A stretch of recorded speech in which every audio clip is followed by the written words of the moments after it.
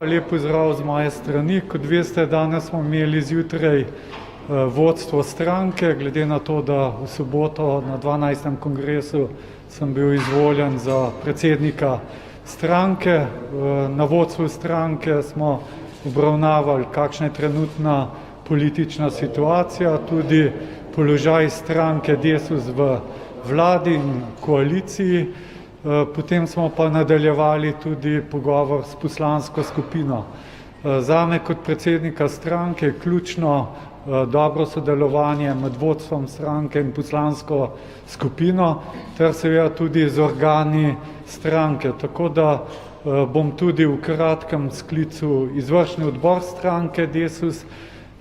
Predtem bomo pa še eno srečanje imeli med vodstvom stranke Desus in pa poslansko skupino Desus. Potrebujemo pač nadaljevanje tega pogovora glede na aktualne politične razmere, ker očitno bo treba tudi sprejeti določene odločitve. Želim vas tudi seznaniti, da kot predsednik stranke ne nameravam sodelovati v vladi Janeza Janše. To sem mu tudi povedal na pogovoru, ko me je povabil na pogovor, še ko sem bil kandidat za predsednika stranke. Ne želim pa sodelovati v vladi, zato ker sem že to enkrat javno povedal. Mislim, da je bilo to leta 2018, jaz sem dvakrat sodeloval v teh vladah in si ne želim tretjič sodelovati. Kot rečeno, jaz nisem prišel nazaj v politiko zato, da bi bil ponovno minister ali karkoli, ampak prišel sem predvsem zato, ker želim, da bo stranka Desus še naprej parlamentarna stranka.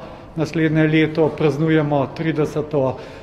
Obletnico in zlasti tudi zato, ker mislim, da bi bilo škoda, da upokojenci in drugi ne bi imeli v državnem zboru svojega zastopnika.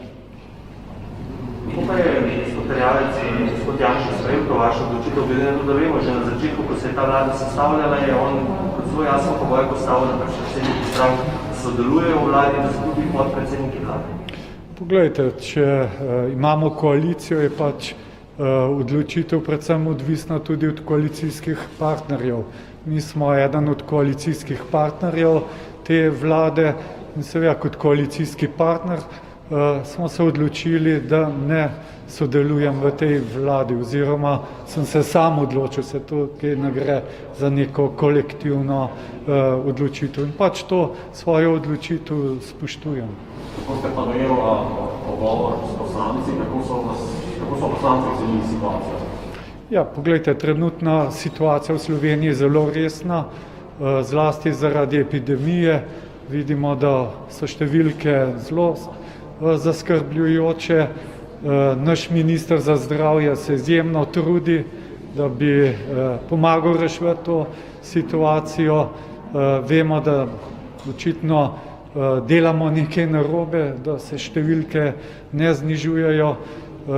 Glede strokovnega vidika pa ne bi te situacije komentiral, ker pač gre za strokovna vprašanja in na to vam bo lahko več odgovoril naš minister za zdravje, tako da se ne bi spuščal na strokovno plat problema. Dejstvo pa je, z političnega vidika gledano, da pač te številke niso dobre in da nas lahko skrbi še naprej.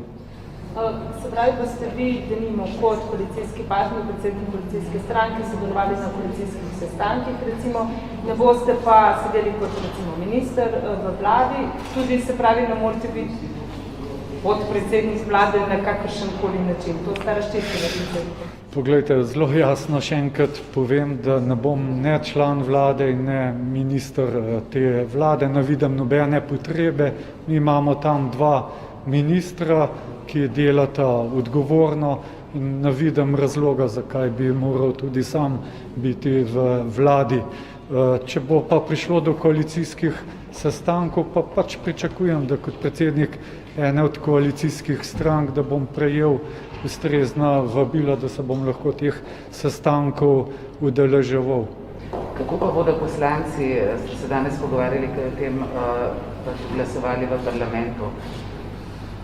Ja, ne vem, kako bodo glasovali, to je pa odvisno od njih. Kako bo to potekalo, ste se danes pogovarjali? Ne, o tem se mi nismo pogovarjali, mi smo se pogovarjali o tem, kako bo poslanska skupina vpeta v delo stranke, na kakšen način bomo sodelovali, na kakšen način bomo sprejemali določene odločitve. Pogovarjali smo se tudi o tem, kako se izpolnjuje koalicijska pogodba. Tam ne vidimo kakšnih posebnih težav, več težav je z zadevami, ki ne sodijo v koalicijsko pogodbo. Tega pa ne ponavljam, se sami veste, kaj se mimo koalicijske pogodbe dogaja, naprimer STA in podobne zadeve. Ampak kako nameravate to spremeniti? Rekli ste že v soboto, da pač ne pričakujete, da boste spremenili premijera Janša, ampak vendarle tudi poslanci pričakujejo, da se bo pač vlada vnaprej oziroma v prihodnosti pač takšnim spremem izogibala do zdaj, da je pač strani koalicijskih partnerjev dana opozorila in zadeva je šla dalje. Kaj lahko po vaše storite drugače, da se pač to ne ponavlja? Ja, če se bo to ponavljalo in če bi bila situacija nevzdržna, potem pač ne sodeluješ pri takih zadevah. Ste se s premijerom Janšo že slišali po kongresu? On mi je čestitil, tako da sva se slišala glede tega. Govorila, torej, kaj... Ne, govorila nisva, ker mi čestitil preko SMS-ov. Da se boste tudi na Twitterju je gospod Pospavšek vas povabil na srečanje, sta že dogovorjena? Ja, jutri naj bi bilo to srečanje, ura pa še ni določena. So vas kaj drugih strank opozicijskih že klicali, kakšne pogovore upravljali, kaj je vabili? Ne, nič. Gospod Jurša, več pa pomenil, da... Hvala lepa. Omenil je, da bi marca ta čas bi lahko potegnili črto, kaj je bilo narejeno. Se vam zdi to tako pravi čas, ali se vam zdi bo smiselno že prej kaj narediti? Ne, mi smo že danes to črto potegnili, kaj je bilo narejeno. Kar se tiče koalicijske pogodbe, kot rečeno, ni kakšnih večjih pripomb, so pa pripombe na druge stvari, s katero pa javnost tudi tako in tako seznanja. Poglejte, če želimo to odločitev spremeniti, potrebujemo nove sklepe izvršnega odbora in pa sveta stranke. Hvala lepa.